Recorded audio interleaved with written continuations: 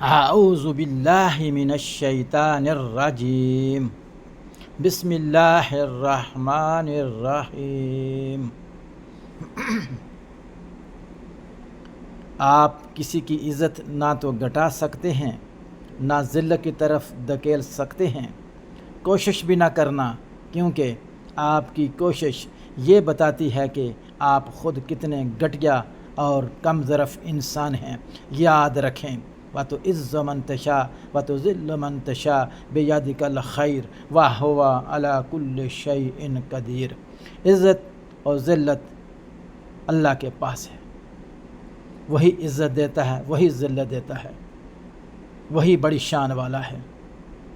سوچ کے قدم رکھنا، فکر آخرت کو دھیان میں رکھنا۔ دونوں کاندھوں پہ دونوں فرشتے ہماری ایک ایک چیز کو نوٹ کر رہے ہیں۔ کہیں دھوکے میں نہ رہنا، پکڑ آ جائے گی اور پھر تمہارے پاس جواب نہیں ہوگا۔